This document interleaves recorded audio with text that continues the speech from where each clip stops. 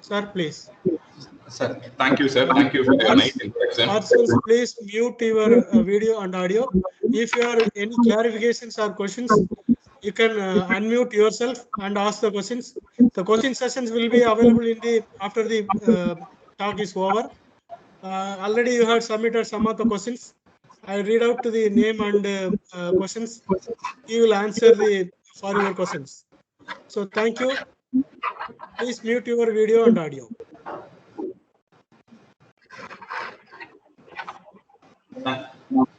Thank you. Thank you, sir. Thank you for your nice introduction. Today we are going to start the class or lecture on food toxicant sensors, challenges driven by opportunities. Am I audible to you all? Participants reply. Yes, sir. Yes, sir. Yes, sir. Slides are viewing. Yeah, thank you. If somebody says food toxicant sensors, so what is food toxicant? This is the first question we ask, right?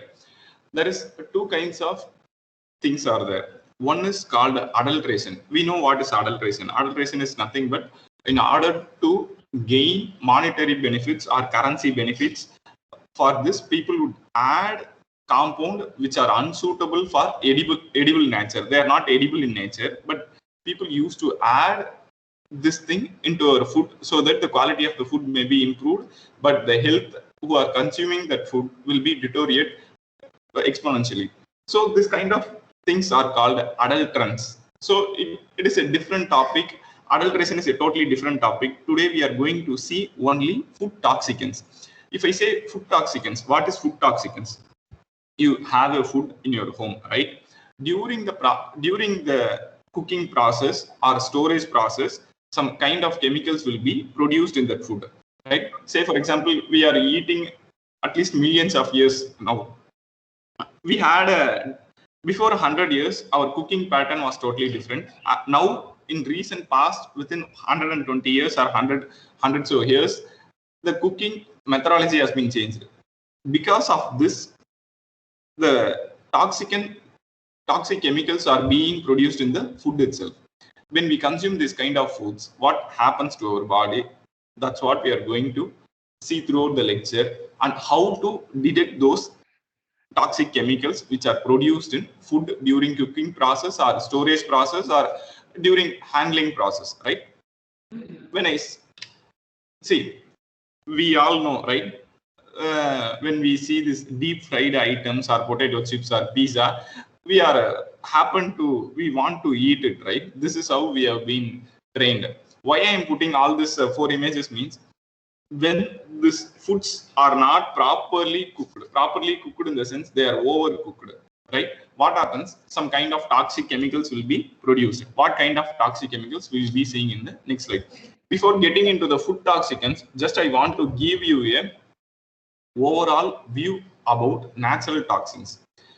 See, when I eat some food, there might be a chemical which is present in that food itself. When we consume that food, it may turn into toxic to us.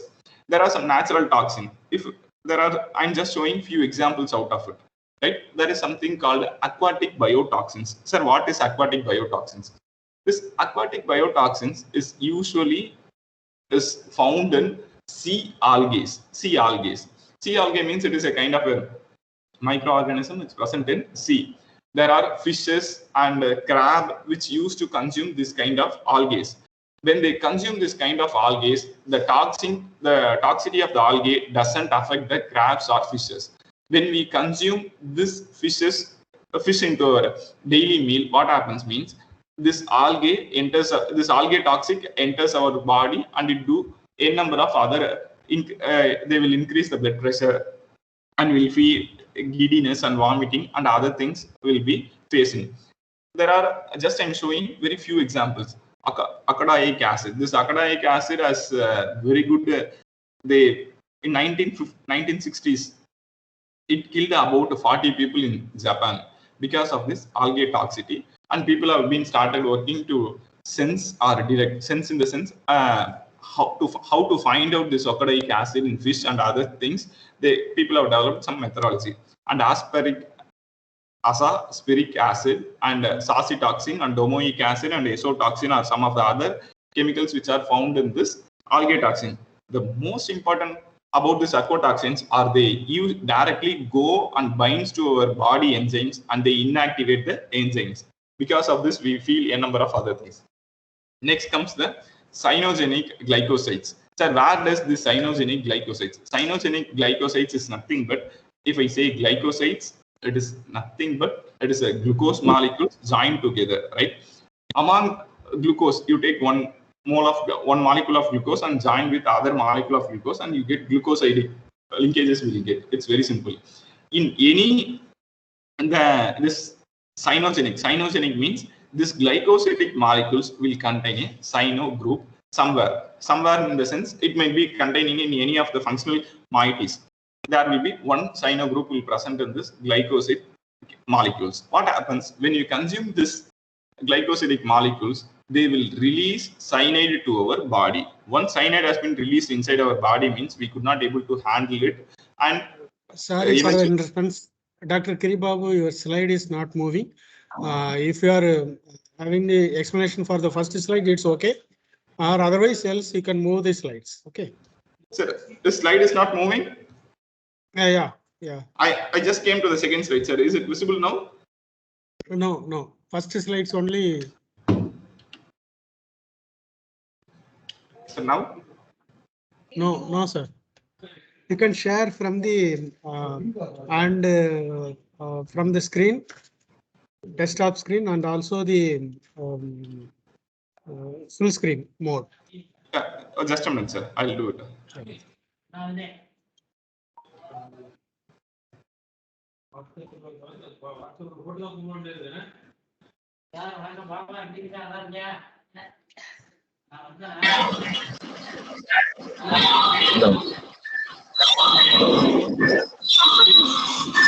But now it is visible. Now the slides are visible, sir. Pugalarasu. Please mute your video. Sixth C, Pugalarasu. Please mute your video. Sir, I muted the video, sir. No, your video is on. Please mute your video. It's very low, sir. Okay. Sir, you can see the. Now I move to the second slide. Now is the second slide. Okay. Sir, is it in full? Your voice is very... Proceed, sir, is it in full view mode? Not yet. But I have put in full view. Okay. Proceed. Sir, is it in full view or not? I have some questions. Participants, yeah. Participants, can you please inform me whether the slides are in full view mode? No, sir. Dr. Kiribabu, it is not in full screen mode. Yeah. It's not in full screen mode. No, sir, it's not in full screen. But in my screen, No, I sir. think it.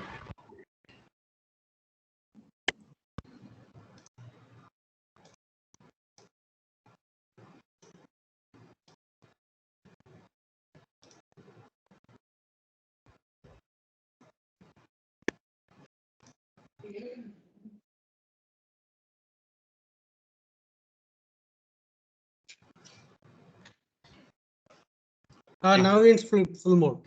Yeah, okay. It's okay. Now it's okay. Yeah. When you see about cyanogenic glycosides is nothing but it is just you combine 2 moles of glucose or 2 molecules of glucose. Inside these molecules, there might be a cyanide group will present. When you consume this kind of where it is present, that is the most important question. This kind of cyanogenic glycosides are usually present in stone fruits. That means the fruit which contain seeds in a stone form. Say, for example, you can tell plum, peach, mango, and apricot, and cherry, and all these kind of fruits will have seeds in the form of stone. So they are called as stone fruits. But by nature, the amount of cyanogenic glycosides present in the seeds are very, very, very minimum in the order of nanogram. So there is no problem for us when you consume all this. Even people used to consume this mango seeds and other by heating or decomposing it. People used to eat it, but nothing will happen. Right? The amount of cyanogenic glucosides is very, very minimum. Good morning అండి. ఇదే online లోనే ఉన్నా కానీ చెప్పండి పర్లేదు. Somebody can mute your. I think somebody has. Suchitra madam. నమస్తే sir. Yeah, please mute your video and audio. మళ్ళీ video of. Thank you. No, not yet. Where to off? In the top or in the bottom corner, you can audio and video symbol is there. ఏదో meeting ఉంది ఇది. Yeah, please. Otherwise, you're disturbing us.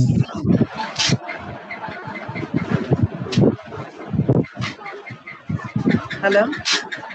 Madam, it's not yet muted. Please mute.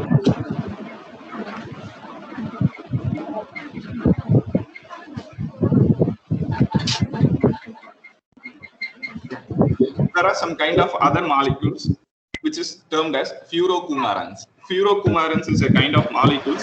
What they will do means, when you touch any plants, there are certain kinds of plants, when you touch them, you start feeling itchy sensation. Why there is an itchy sensation means, madam, could you please switch off your mic?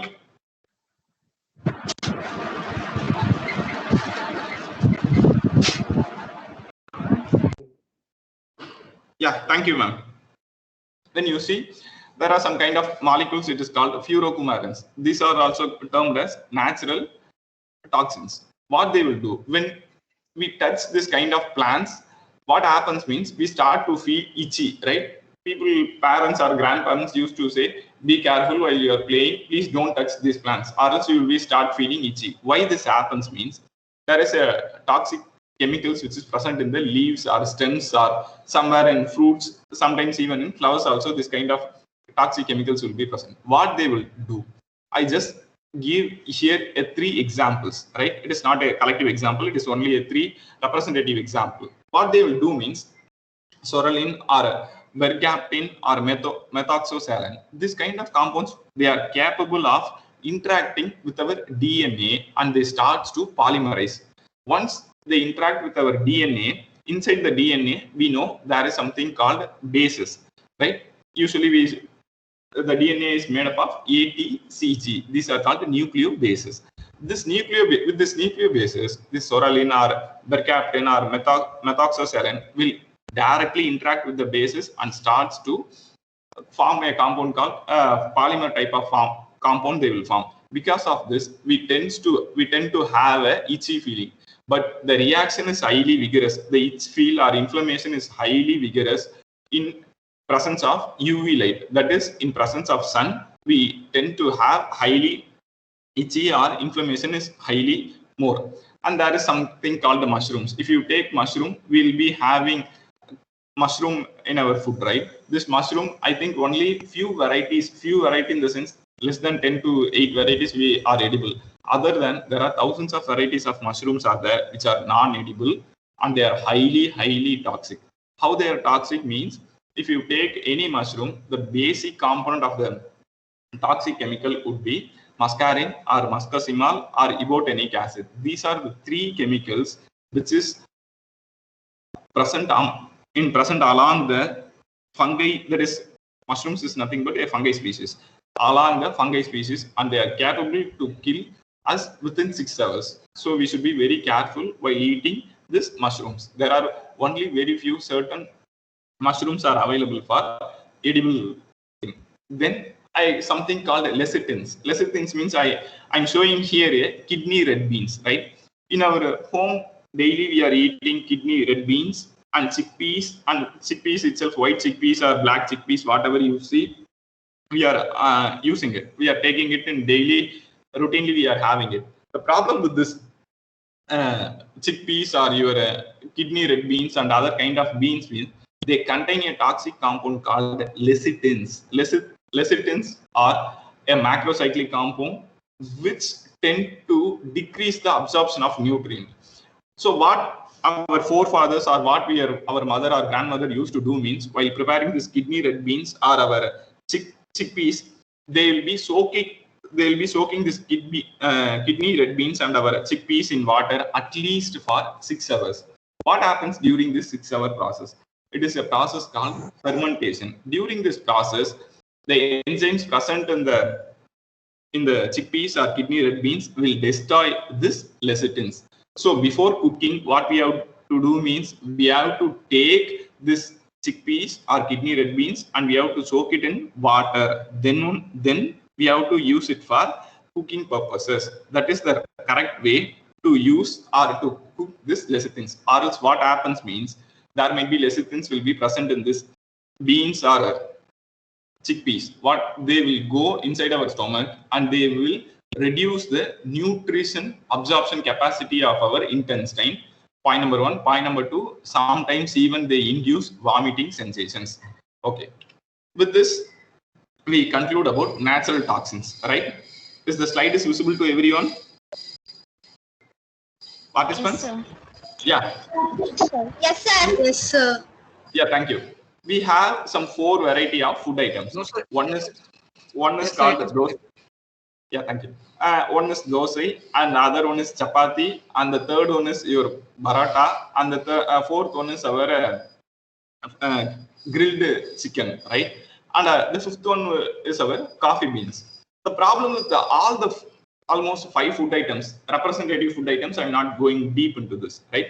What happens when you see for all this process, we are taking our food material. Say, for example, in dosa, we'll be taking dosa batter and you will be putting on your pan and you will be preparing. The problem here starts, right? In dosa, you believe it or not, there are at least, if the brown color dosa, we like it, right? We'll always try to have dosa in a crispy way, right? The problem with this crispy dosa or even with the ordinary dosa, the thick dosa also, when it turns yellow, it is good to eat, it is safe to eat. When it turns brown or deeper brown or dark brown itself, somewhat it is, I don't recommend it to be. Yellow color is the good way to eat it. When it turns to brown or deep brown or sometimes charred color, right? What happens, what it tells means it starts to the formation of polyaromatic hydrocarbons or acrylamide and n number of furans and other aromatic compounds it tends to form on the dosa surface. So when we consume all these things means our body doesn't have any enzyme to cope up with this. Cope up in the sense they don't know how to handle these chemicals. So eventually these chemicals will hinder us.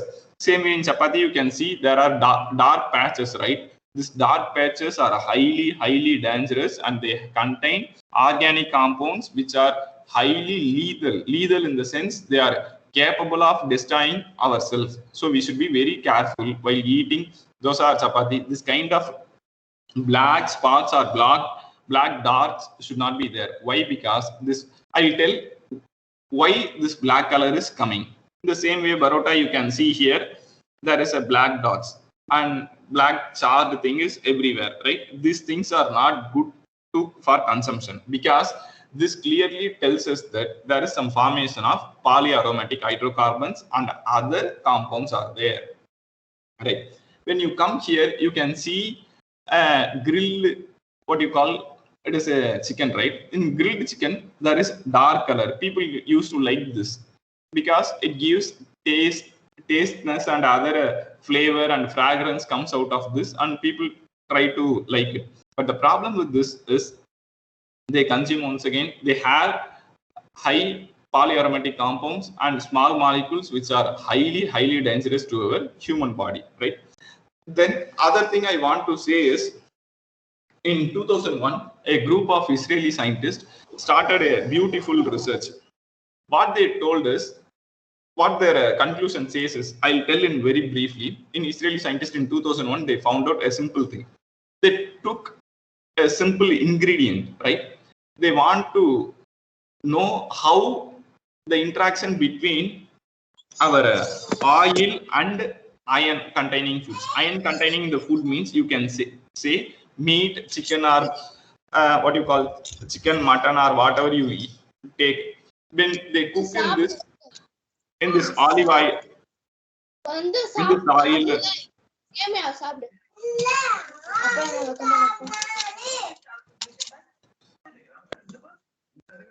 Gayatri, please mute yourself. Gayatri, Gayatri, please mute yourself.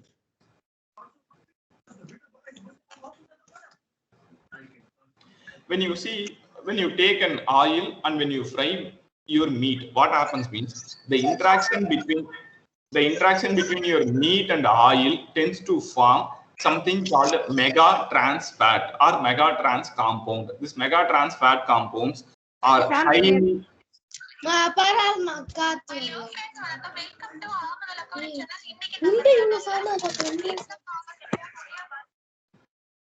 okay, thank you.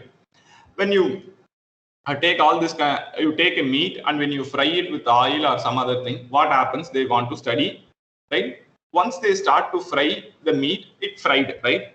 Then they prepared a stomach kind of device. It is nothing but a bioreactor. They call it as a simple stomach bioreactor, right? Inside the stomach bioreactor, they put this this fried chicken or fried mutton or meat, whatever you call. They put inside the bioreactor. What happens means this presence of oil and meat tends to form mega trans fat in higher concentration. That means this mega trans fat is highly dangerous. It can create cardiovascular disease, kidney, liver problem, and it can even damage our brain. So the concentration, how much it formed, is highly. The amount is very much high. Even a single dose of this thing is capable of creating a much damage to the human body.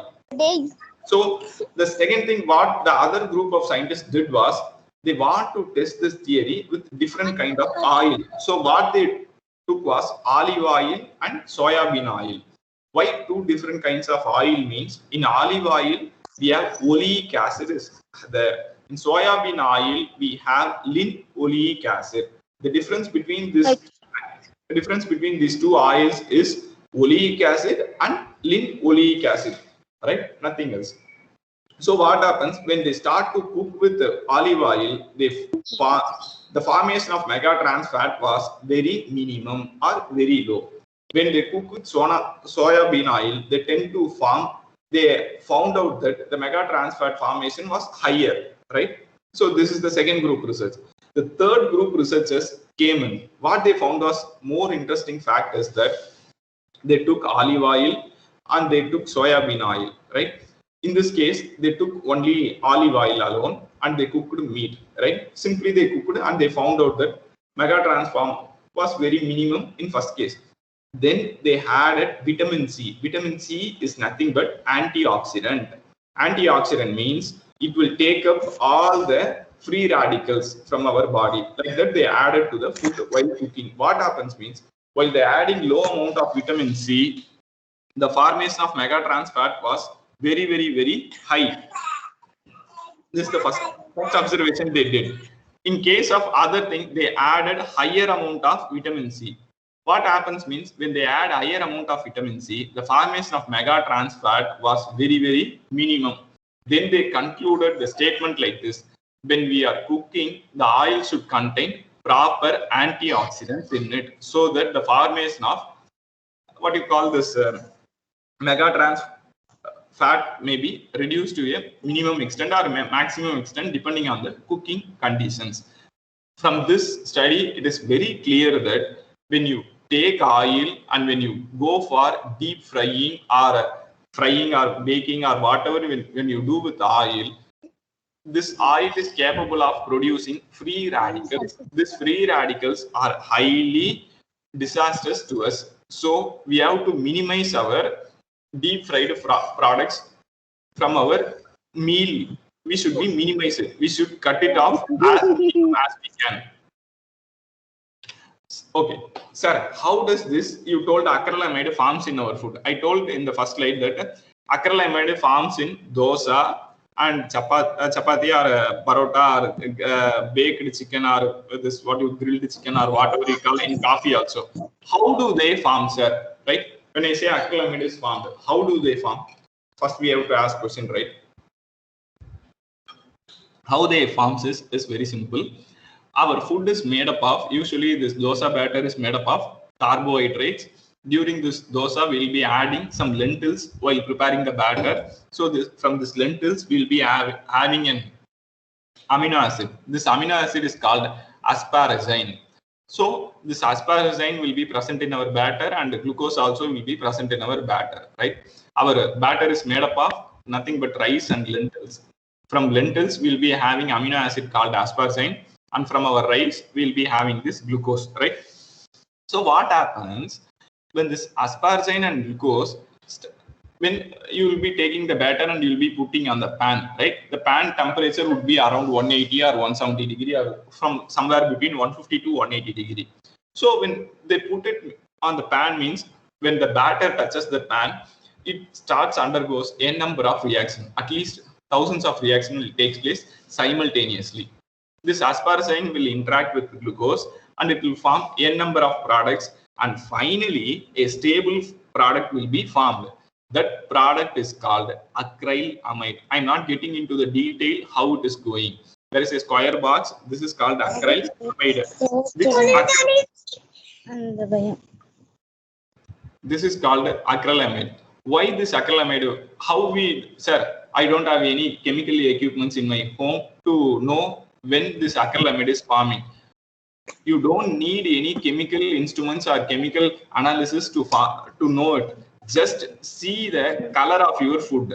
When it is dark color, I am repeatedly saying, when it is dark black or deeper brown, so then we should not eat. You can eat, but always bright yellow color is good way to eat a food rather than brown or deep brown. Okay. So when there is a dark patches, mean you can imagine that our body comprises of the food tends to be the food tends to form acrylamide. This acrylamide, our body doesn't have any enzyme or anything to detoxify it. So what happens? First, this acrylamide gets into our body through our mouth. What happens? It goes to the intestinal gut. Gut in the sense intestine. Intestine means, I think you will be aware what is intestine. In intestine, we have at least 1,000 different varieties of bacteria are there. They are helping us to live, right? If you take human body, a human cell, say for example, we have 1 trillion cell, then bacterial cell we will be having 3 trillion bacterial cells we are carrying.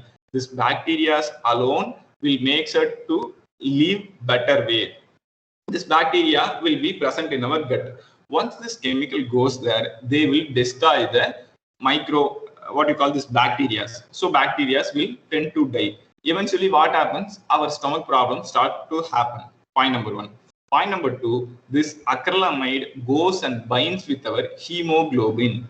Hemoglobin means it is a molecule which carries oxygen in our body. Once this acrylamide goes and binds with our hemoglobin, means this oxygen carrying capacity of the hemoglobin tends to reduces. Point number 1. Point number 2, this acrylamide may convert into glycidamide. Glycidamide is a highly carcinogenic compound. When compared to acrylamide, glycidamide is 10,000 times highly toxic when compared to acrylamide. This acrylamide in the food will enter our body, and this acrylamide will be converted into glycidamide by our liver. In liver, there is an enzyme called cytochrome P450. The cytochrome P450, what they will do means, whatever the foreign chemical compound which comes to our body, they try to expel it. Expel in the sense they want to remove from our body. So they will be attaching some kind of functional group. During this process, this acrylamide will be converted into glycidamide. Once the glycidamide form, means this glycidamide directly goes and attaches to our DNA, and it creates n number of other troubles. So what we are eating is going to decide our health. So we should be very careful while handling foods like deep fried foods, right? Always try to have, if you want to eat deep fried foods, means you have to take light yellowish color fried foods, not brown or deep brown color foods is not at all acceptable. Since because this deep brown color food spots contains high number of chemicals which are highly toxic to us. Okay. Sir, where and all this acrylamide present in our daily life? If you ask this question, I can tell it is present in coffee, in French fries, cornflakes, and potato chips, and even in some kind of cookies and roasted nuts. Right? These are the places where you can find acrylamide in our daily food. Okay. Next, when we move, once again, I just want to show how it forms, right? You take asparagine as an amino acid, and when you heat it, it forms acrylamide in presence of glucose. When they found out this in 2002, scientists from Switzerland, they have identified this kind of acrylamide for the first time in the food. After that, people tends to develop a number of protocols to reduce this acrylamide. Sir, how to reduce acrylamide in food?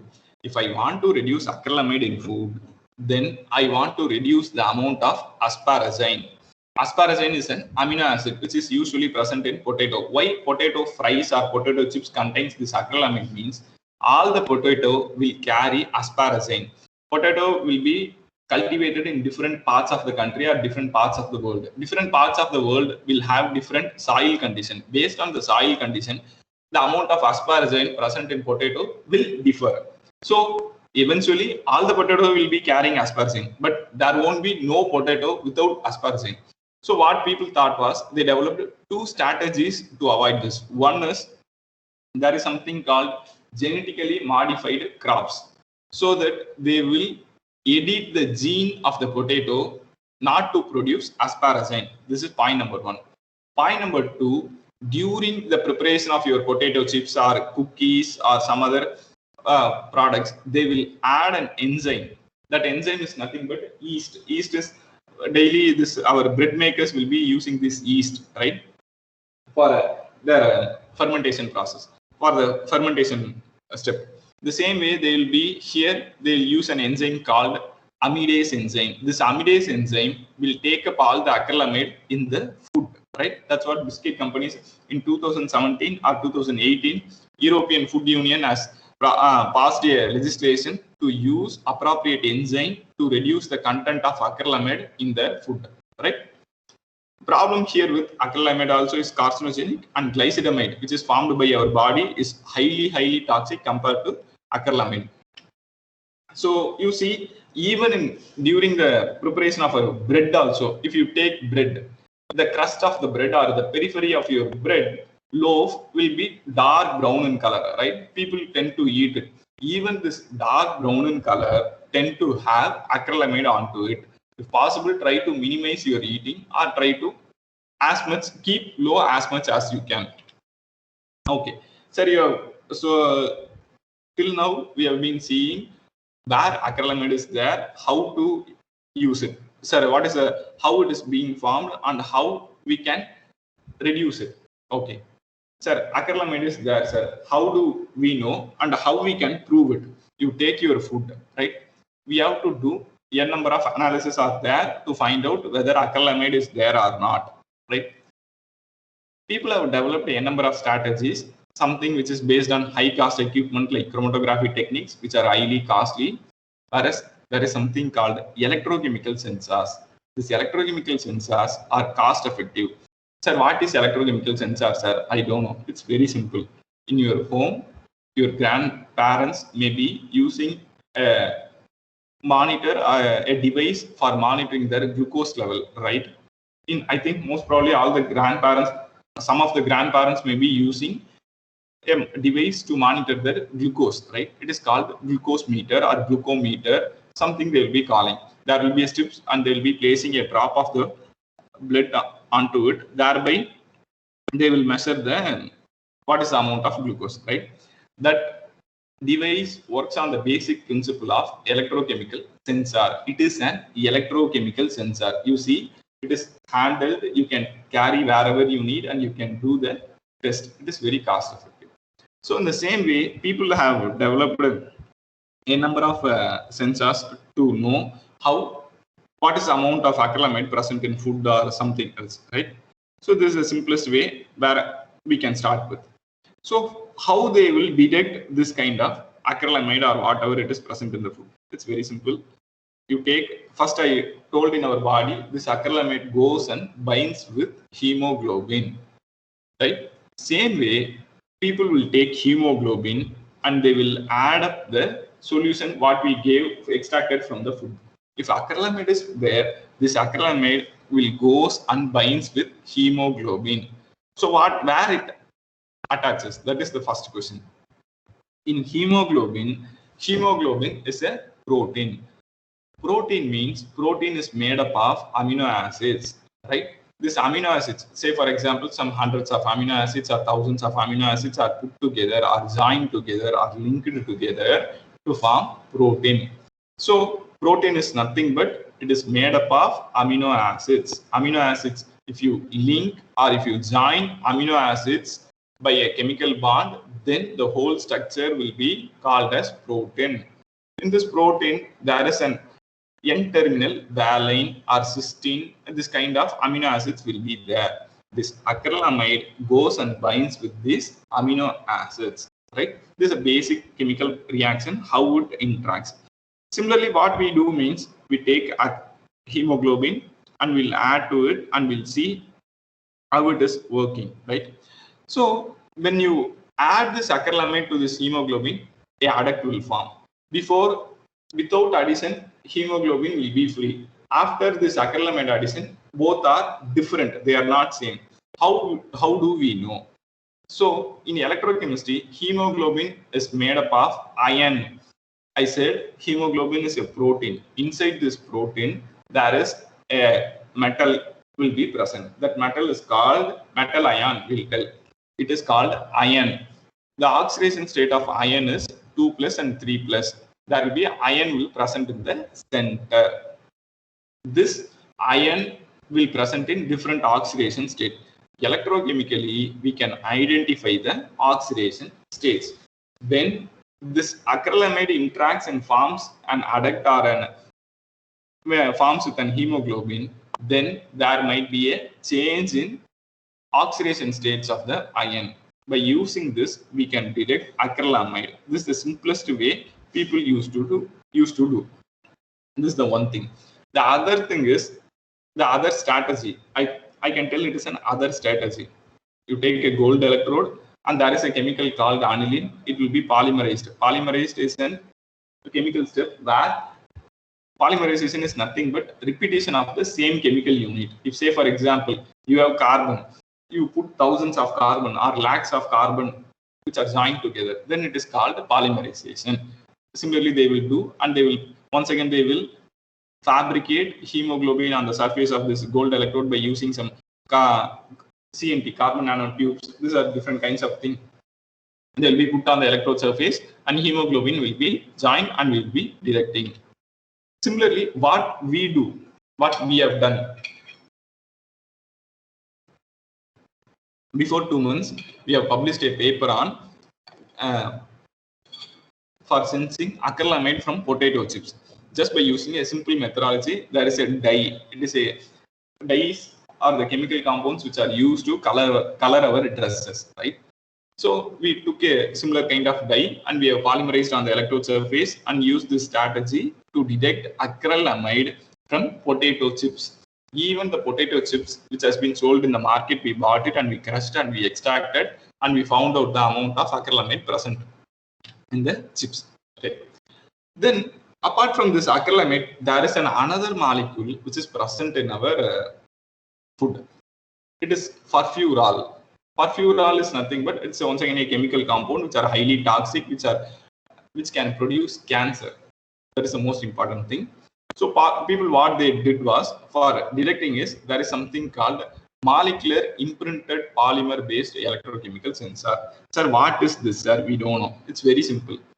During our Vinayagar Chaturthi, we'll go and get Vinayagar statues which is made up of clay from the shops, right? From the roadside shops. They'll be having a mold. In that mold, they will put the clay and they will get Vinayagar statues, at least hundreds or thousands of Vinayagar statues they will be making.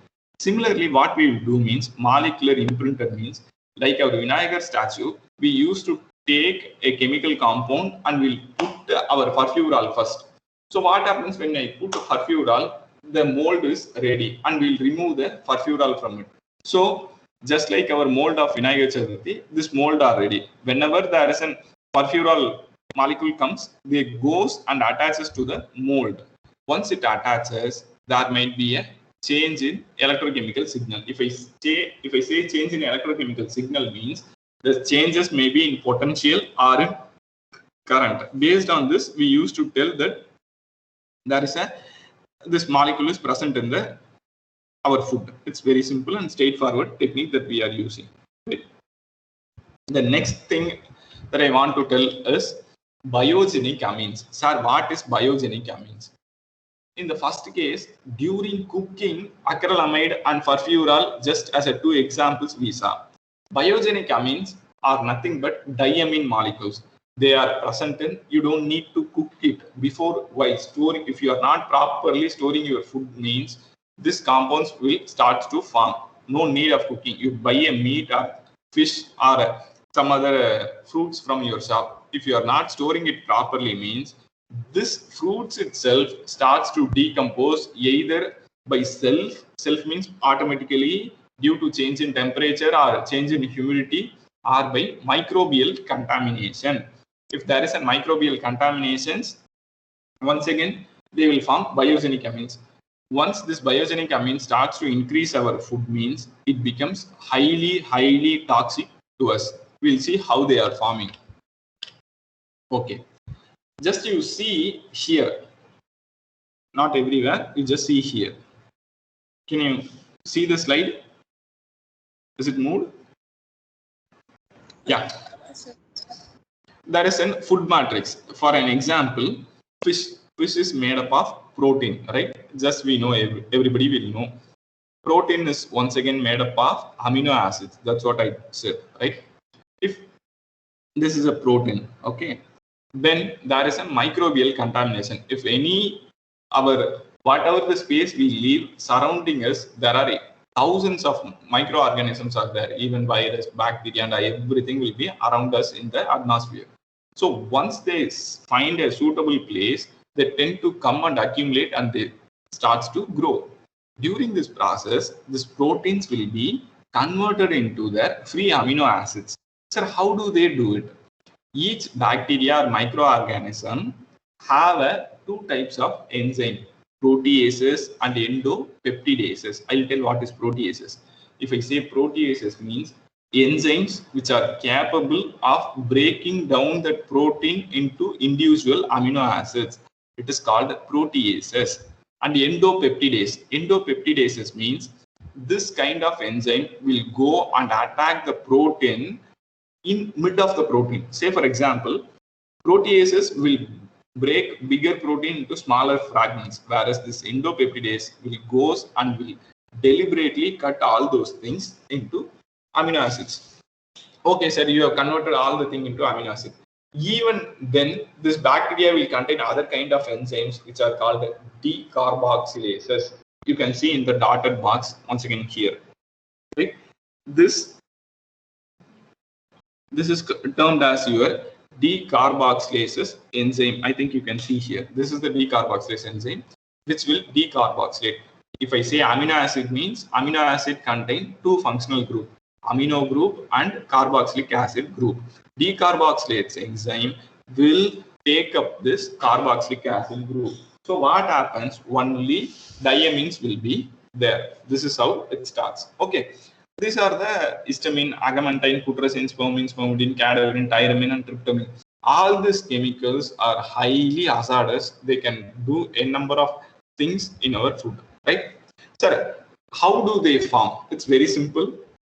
Due to microorganism, it can form, or during processing, or due to poor storage conditions, they may form. The other important thing is, for storage, or people used to add preservatives. These preservatives will be containing some kind of nitrates. If preservative contains nitrate means the formed biogenic amines will react with nitrate to form carcinogenic nitrosoamines. So what it means, even first step, if you are not properly storing your food or managing your food means, it will be decomposed to form is biogenic amines. Okay, at least the toxicity is not so much. We can be recovered from the toxicity within 2 or 3 days. But once the nitrosamines formed, mean they will get into our body and they are capable of producing cancer to us. So we should be very careful with this kind of foods storage. So how to identify this? So people, what they have done is they have used different things to identify this biogenic amines. How? By colorimetry. What I say colorimetry means change in color. I think, say for example, you know pH paper, right? pH paper means litmus blue, litmus red, something you litmus green, or something you might have studied in your school, right? You will be studying this pH, like pH paper. I'll take a piece of paper. When I put onto this biogenic amine, the color instantaneously tries to change us.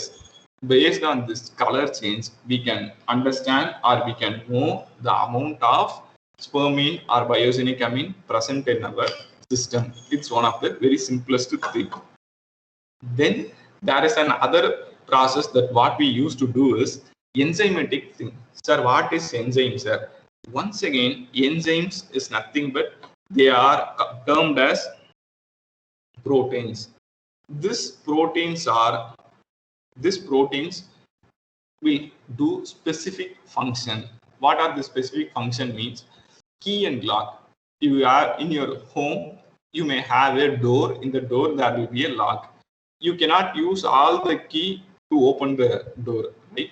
Specific key or the exact key will open the exact lock, right? You cannot take your home key to start your bike, right?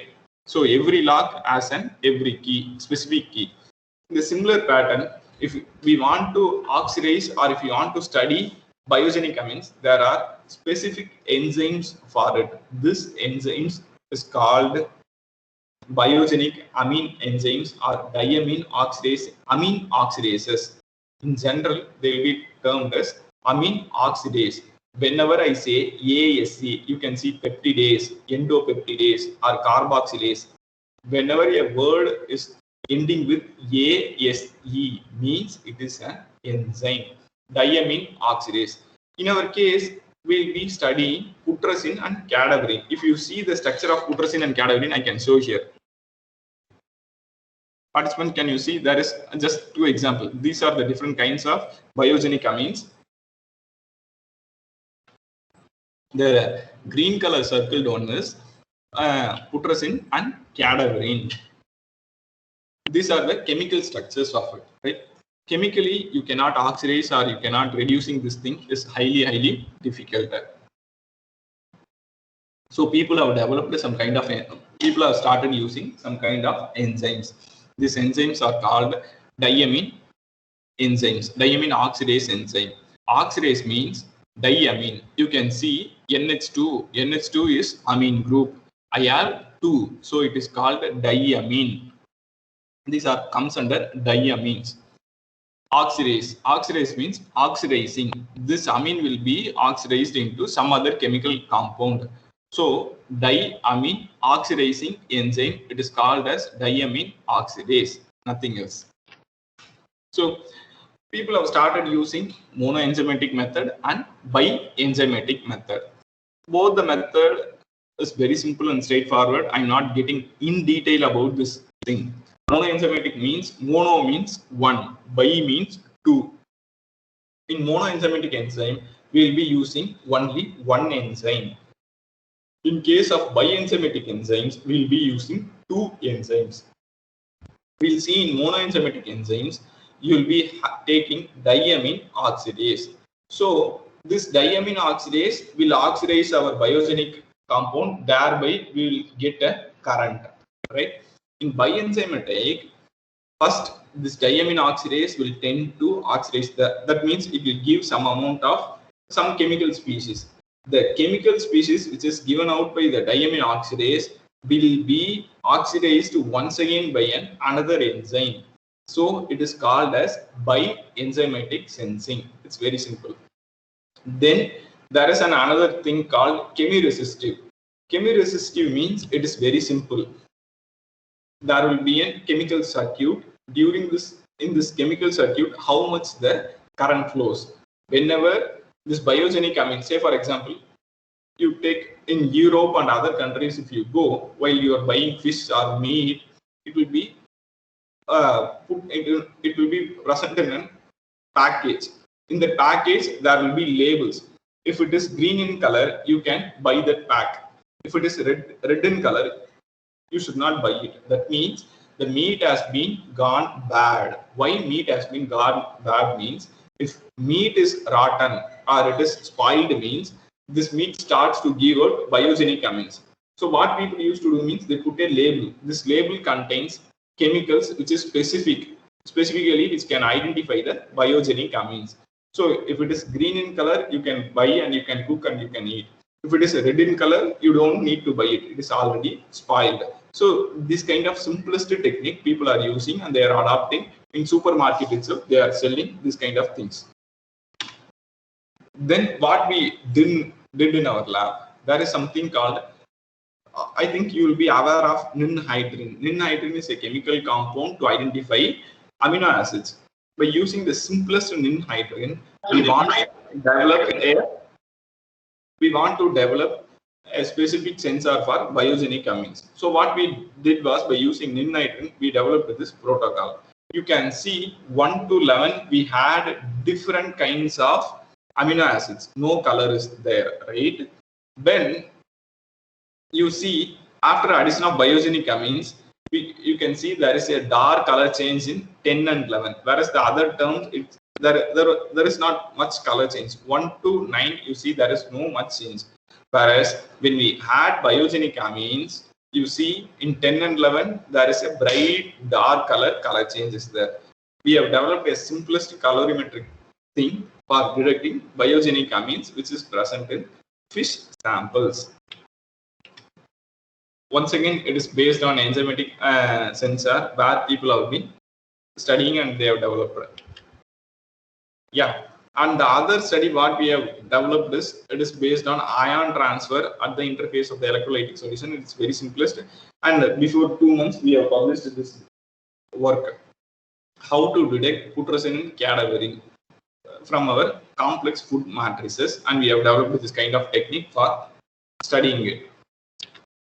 And the other thing is something called tyramine. That's what we have been saying. This tyramine. Tyramine is also a one kind of biogenic amine. You can see the structure of tyramine here.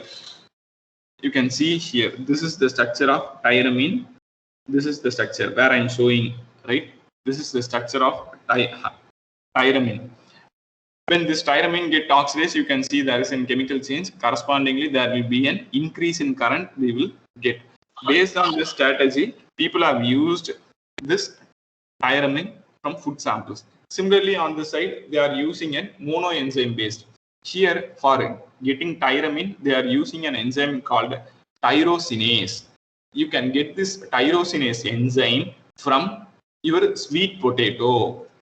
Our sweet potato contains tyrosinase enzyme. It's very simplest enzyme. All our vegetable foods, fruits contains a number of enzymes. They are very good, and we have to consume it, right? And once again, there is a different kind of sensor. Once again, there is a molecular imprinted polymer, and there is an amperometric sensor. If I say amperometric sensor, ampero means current, metric means measuring current. Based on enzyme, there will be a change in current, right? We will be measuring the current alone. So this kind of sensors are called amperometric sensors, right? And once again, as I told, analogous to our this Vinayagar Chaturthi mold and other thing, people used to prepare by using a number of other chemicals to detect histamine. Histamine also is one kind of biogenic amines. And when you see, there is another kind of when you see the sensor, once again, the people have developed for histamine based on porphyrin and silver nanoparticles and other things they have reported. I'm not getting in detail about these things. If you are interested, you may ask. There is another important thing, acetaldehyde. Sir, what is acetaldehyde, sir? Once again, acetaldehyde is a carcinogenic compound which is produced in some kind of wine and alcohols. It will be produced. So if you, this in wine, even wine also contains this acetaldehyde, and alcohols also will contain this acetaldehyde. When you consume this kind of wine or alcohols, this acetaldehyde enters our body and they are capable of doing hazardous thing to us: liver damage, kidney failure, heart disease, cancer, and everything will come to us. So we should be very careful about this. With this, I conclude my talk. The two important takeaway from this lecture is, while you are eating your deep fried foods, you should be very, very, very careful, since deep fried food contains n number of free radical species and they are capable of producing megatrans fat. So we should be very careful while eating deep fried foods. The deep fried foods can be eaten if they are bright yellow in color. If they are in dark color, please try to avoid it. Similarly, when you buy any vegetables or fish or chicken or meat, whatever you buy, it should be handled and stored properly, or else they may tend to form n number of biogenic amines in the food, and thereby we may get vomiting and other kind of side effects we may tend to feel. This kind of things is highly hazardous to our body. Why? Because these chemicals will enter to our intestine and they will destroy our microbiome. Microbiome is nothing but the bacteria which we have. We have 1,000 different types of bacteria which works for us, right? When you kill all those guys, who will work for us? Then eventually we will get diseases. So we should be very careful. Food is most important thing, and we should have it in a proper way at proper time. Thank you. And I wish to record my sincere thanks to our director and Dr. Angapan sir for giving me this opportunity. Thank you. If you have any questions, please let me know. Thank you, Dr. Sir? Giri Babu. Participants, please ask your questions. Sir, Yeah. Yeah, please ask your question. Please unmute how yourself. can we find toxicants in food? I don't understand. What? How can we find toxicants in food? There is actually every food will tend to form, right? Food is means we are not eating raw. We'll be cooking it, right? While cooking, while cooking, there might be n number of chemical changes which will take in food. As an example that I told in dosa, right? So what happens? Not only in dosa, parota, or chapati, or whatever you eat, during this eating process, n number of chemical reaction tends to go. This chemical reaction end products are organic compounds, organic aromatic compounds, which are highly toxic. So we should be very careful while cooking this kind of foods. That is the most important thing that I know. During this process, this food toxicants will form. Say, for example, acrylamide is an example, and you can see furans, thiophene, polyaromatic hydrocarbons. I'm not giving the list. There are at least 50 to 60 chemicals which are highly toxic, which are being produced during cooking itself. If you are not preparing dosa in a light yellow color, it is dark brown in color, then obviously it contains a number of other chemical constituents also, which are not good for us, right? This is how these food toxicants are being produced in the food. And similarly for this fish and meat, if you are not properly handling it the same way, in your grilled meats, the same thing is there. Deep fried item, once again, they have a number of free radicals are there. Thank you. Yeah. A few questions from the participants. Please answer for those questions. Other, please unmute.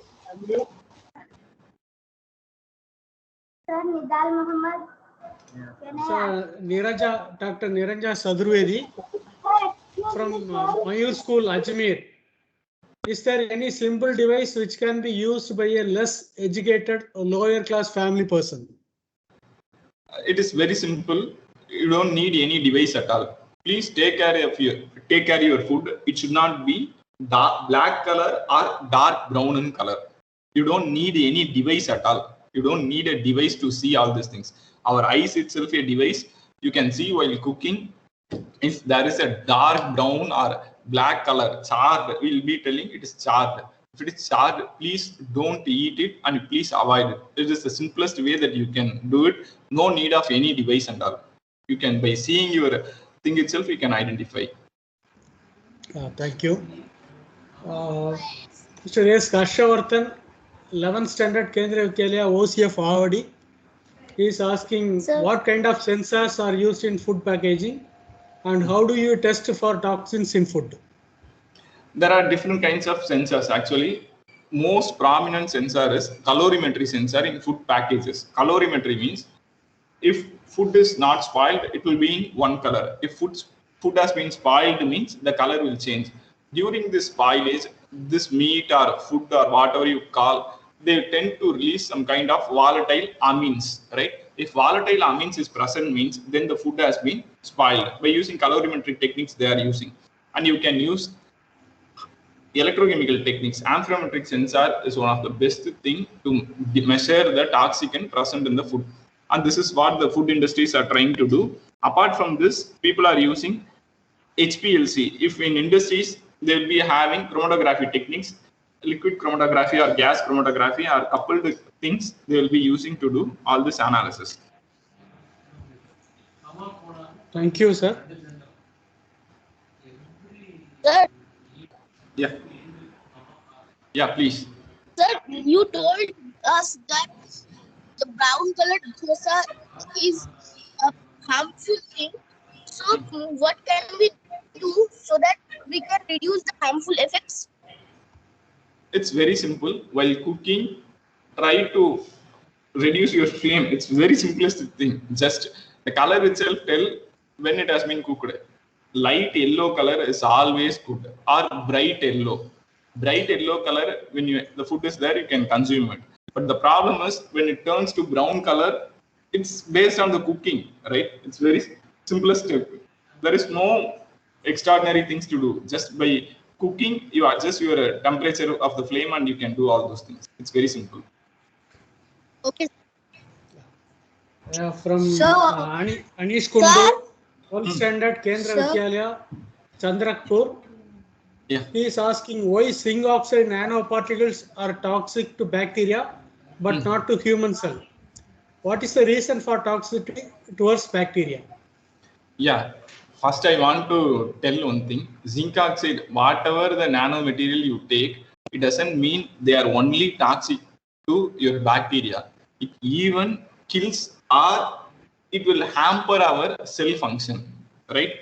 There is no specific chemical or compound in the universe to kill only bacterial cell, only kill human cell.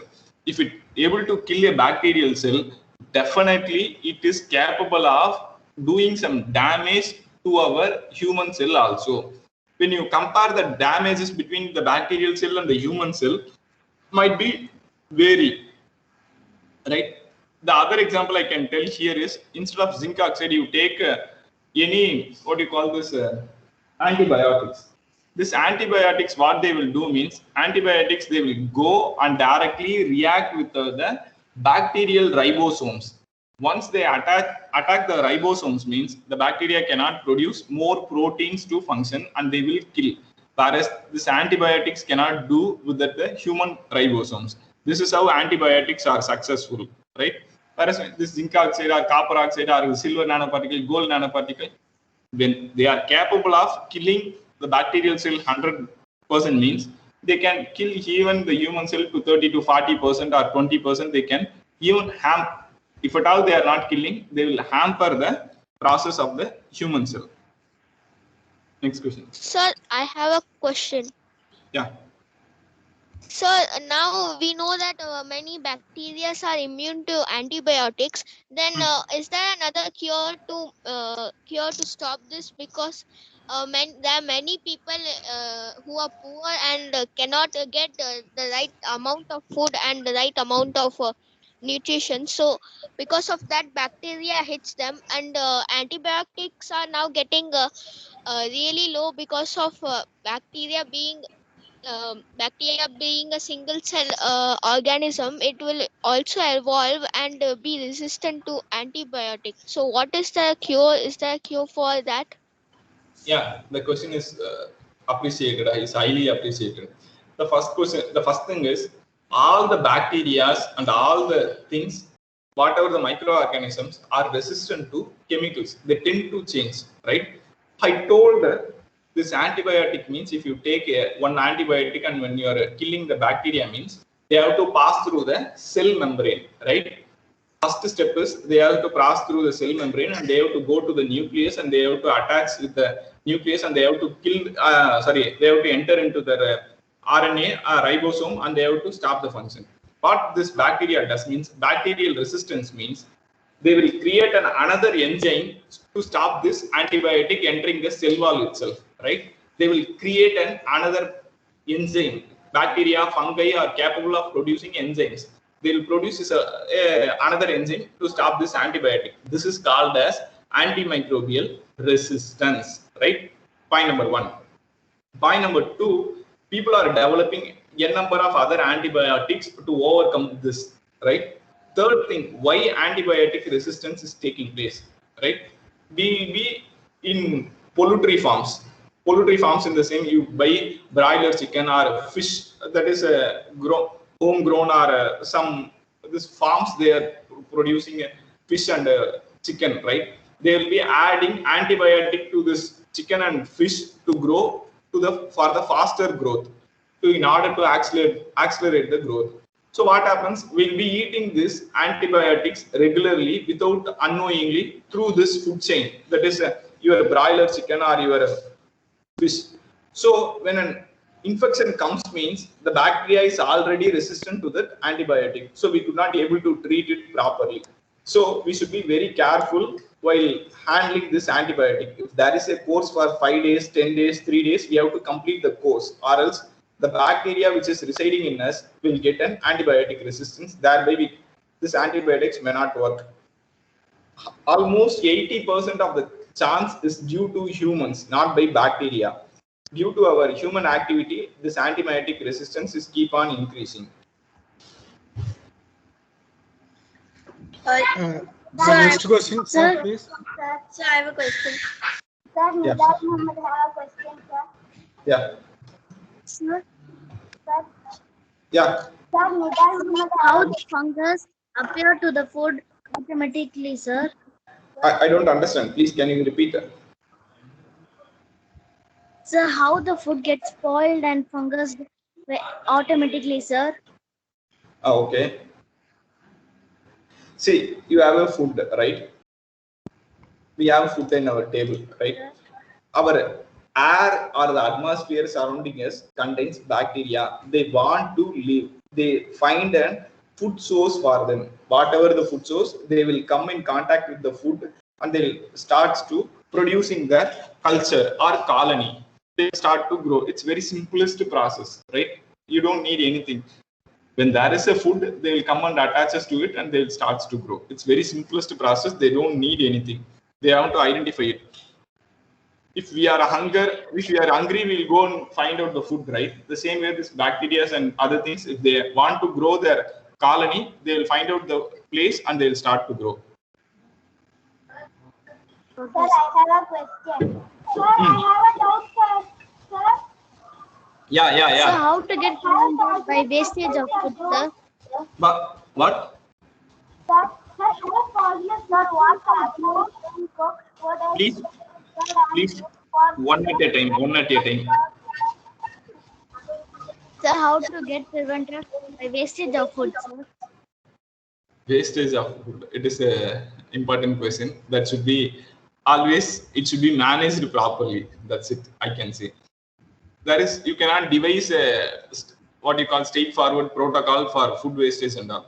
It should be localized thinking. Say, for example, in my mom is cooking. She know for how many people she has to cook, how much she has to use, and other things. Similarly, we have to take care of all those things. It's very simplest process. I guess most of the food is being wasted in hotels and restaurants, not in homes. That is the most important thing. When you go to hotel and restaurant, you can see food waste is humongous. So because due to a number of other social reasons, people are using it. Sir, what happens when cooked food is What?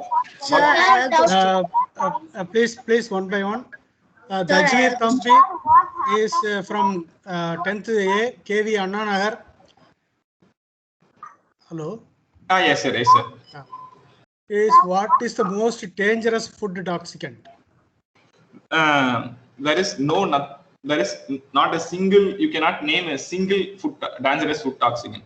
It is a group of dangerous food toxicant. I can name here furans, thiophene, and anthracene kind of compounds are a higher cyclic aromatic compounds, acrylamide, and what else? You can keep on naming it. There are at least 50 to 60 chemicals are there which are being produced in our food when you are not properly cooking, right? These chemicals are being consumed by us, especially in hotels. If you are going, they are doing the thing.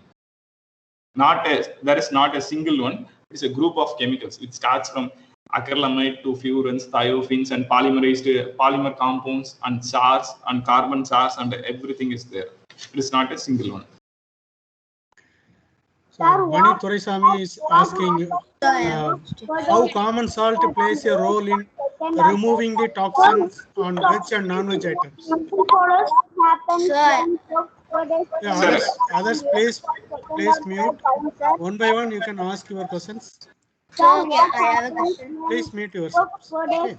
Mani Thuresamy is asking Yes, sir. Yes, how sir. common salt plays a role in removing the toxins on veg and non-veg items. First thing I want to tell, the sodium chloride is very good in killing microorganisms. Either you call it bacteria or virus or whatever you call fungi, right? They are better in killing this microorganism. But the food chemicals, what you call this food toxicants, once acrylamide is formed, or your furans has been formed, or some other polyaromatic hydrocarbon has been formed. When you add a sodium chloride, they don't destroy these chemical compounds. But sodium chloride is capable of destroying microorganisms alone. If a chemical compound is formed, it will be staying in your food and you will be consuming it, and you will be going to face all the problem, right? There are two types of toxins are there. Either the toxicity induced by bacteria, or by your cooking, or by storage. So we have to see this. If it is due to your bacteria, you can kill it by using simple sodium chloride salt. Whereas the chemical compounds formed by cooking or other by storage means you cannot solve it or you cannot remove it by cooking or whatever you do. It won't go. It's present in food and we'll be consuming it.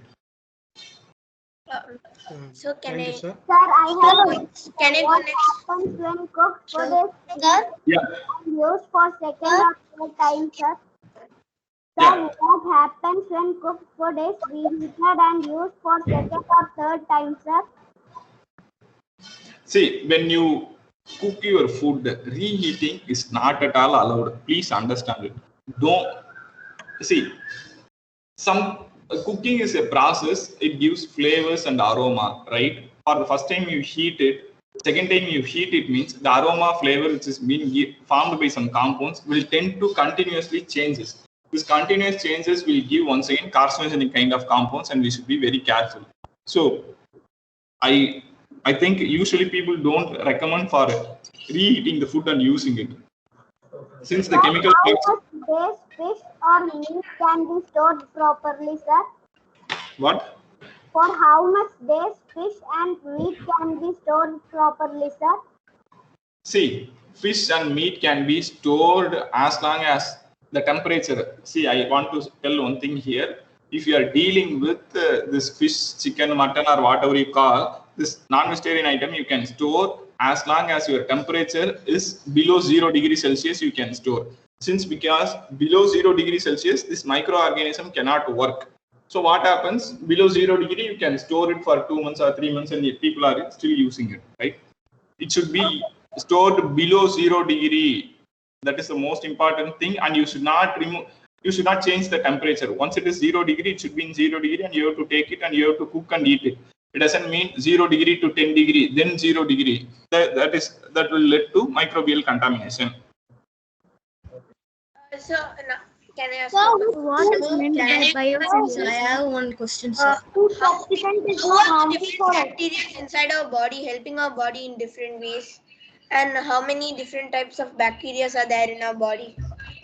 First, I want to tell one thing. We have bacteria on our skin. We have bacteria on our mouth. We have bacteria on our stomach, right? There are different kinds of bacteria are there. They are there to help us. Actually, they are being there to remove toxins, and they are being helpful in absorbing our what do you call this nutrients to our body. There are different kinds of bacteria are there, right? It is not a single bacteria, it's does this job. There are thousands of bacteria they are doing. If you want to be very precise, it itself a biggest hot topic research that people are currently doing.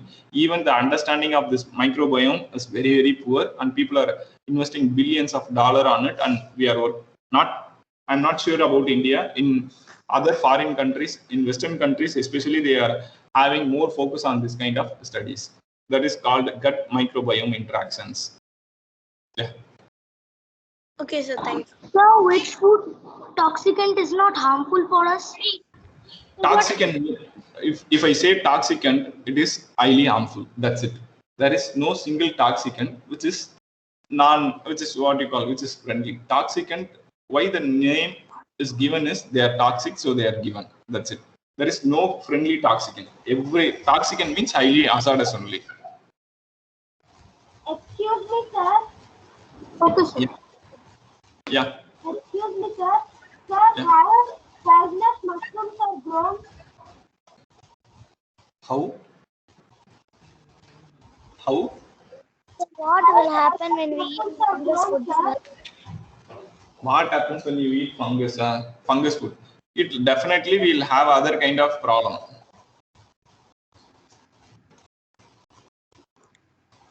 Next question from Anjala Kumari.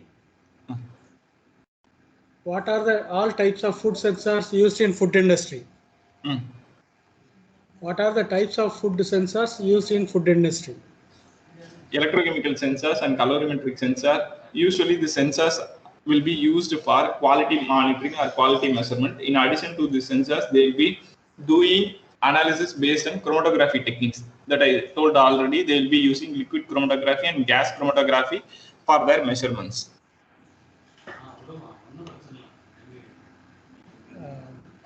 Next, Ashwant from Kendra Vidyalaya, IIT Chennai. What technique should be used to assess the health hazard due to consumption of contaminated vegetables? It is based on the symptoms that we have. Usually we cannot, once a person is consumed with contaminated food, he may be experiencing vomiting or diarrhea or a stomach bloating. Based on this, the clinician will assess for the test, but you cannot underpin that this problem has been arised due to this chemical toxicant. You cannot find it out. It is highly difficult. So people used to do based on the symptoms, the treatment will be given. Srivatsan is raised your hand. Please, any clarification or questions you can ask. Yourself, you have to unmute and ask your questions. Yashwant? Sir, Srivatsan, okay. yes, sir. So if now I have a scenario. Now this black fungus, there's another fungus that is spreading black fungus. What is this black fungus really? I couldn't understand everything they're saying. The black fungus I couldn't understand. In the news they're putting that it is very bad for diabetes patients and whoever has put steroids. I couldn't understand what it is. Could you tell me what is that? Sir, and also, how does black fungus, like, how can it affect animals? Like, mainly it is spread because of animals and all. Actually, fungus is present everywhere. Please, little guys, please understand. In this world, we are not alone. Bacteria, fungus, virus are the first people came to this world. We came very, very, very, very late. So this bacteria, fungus, virus are so intelligent, so intelligent when compared to us. So they know how to handle. Why this black fungus? The name is termed not because it is black in color. Once the fungus comes and infect us means the area where it is present will be turned into black because the cell will be died. The cell death will occur. That process is called necrosis. this fungus will make our cell to die. Because of this, the area will become turn into black. Actually, the name of the fungus is different. Because of the simplicity, people are trying to tell the using as a black fungus, since the place tends to be black in color, right? Point number 1. Point number 2, when you take steroids, your immune system tend to be poorer or weak, thereby this fungus may come. I'm not a doctor to explain more on this. After a person is affected by black fungus in a particular part, so that part is to be cut out, no? See, I told I'm not a doctor. I should not comment on this. You can speak with your clinician if you are more interested with your doctor or somebody else. I'm not an MBBS doctor. I'm PhD. I'm sorry. I cannot comment on that. Next question is Dajmir Thambi. He is asking, if a person has a fatty liver, which oil is to be used? Any groundnut oil, gingerly oil, rice bran oil, coconut oil? Which oil is to be used? Once again, I'm not a clinician. I'm very sorry to say this. I'm not a clinician. But if you have a fatty liver problem, you should not use oil itself. That's what a doctor used to say, right? Doctor used to say, cut down the oil. But that is, if I say oil, every oil has its own merits and demerits, or advantages, disadvantages. So if you have a fatty liver acid, avoid oil. That's it. Sir, I have another question. Please ask.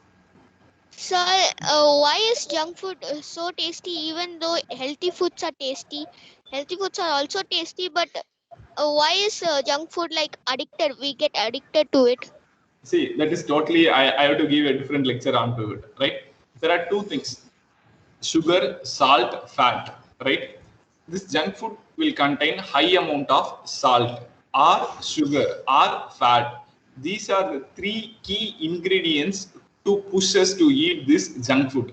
You take any junk food, there might be oil might be more, or sugar may be more, or salt may be more.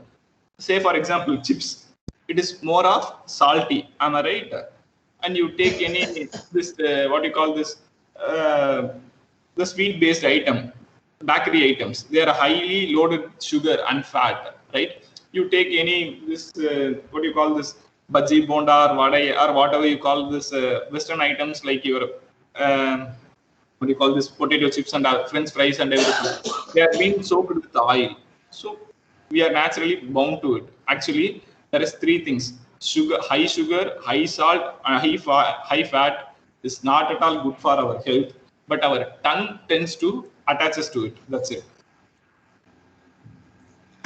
The next question, Rajan Nandini, 10th standard from Kendra Vidyalaya, Chandrakpur.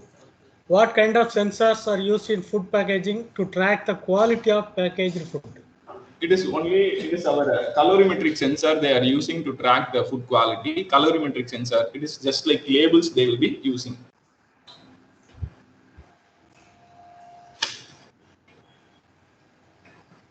Calorimetric kind of sensors they will be using. Yeah.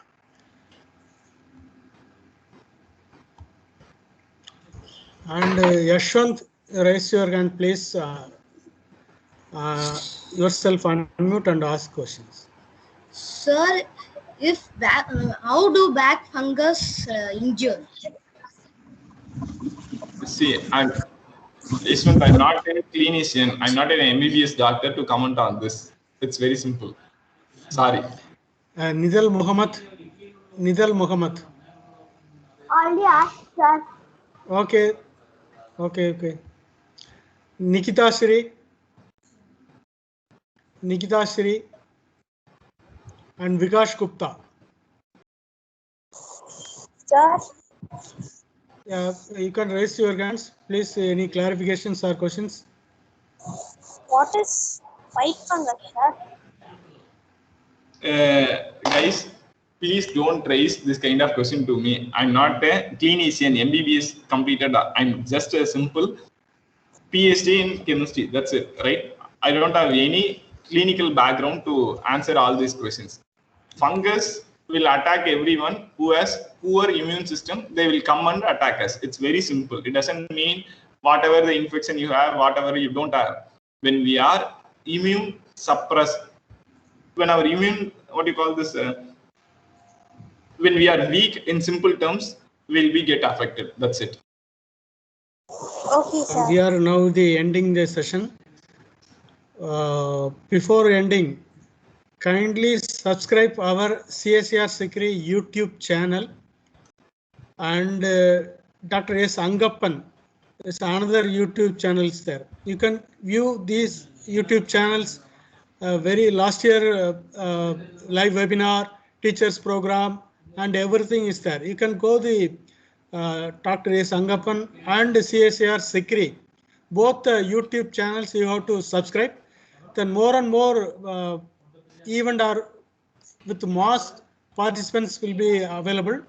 So with your subscriptions only, we got to conduct a lot of programs for you. With this, I thank all the participants and as well as the Dr. Kiri Babu for your wonderful presentations for the food toxicants. Please mute your video, sir. Please, Kiri Babu, sir. Okay. For the screenshot.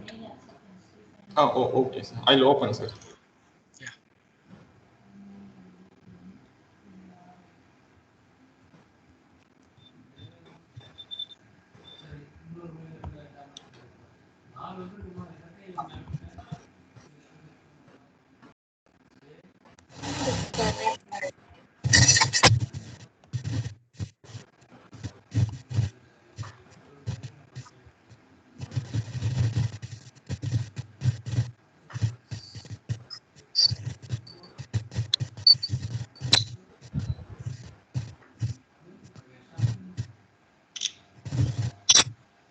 Thank you for Dr. Kiri Babu and all the participants. Please subscribe our CSR Secretary YouTube channel as well as Dr. S. Angappan YouTube channel. Please fill up the feedback form. It is available in the WhatsApp group and in the chat box. And your what are the communications you have received for this event? You can fill up the feedback also. Thank you for all the participants. We will meet on next Thursday, 17th, the same time. Thank you for all. Thank you, sir. Thank you, sir. Thank you, sir.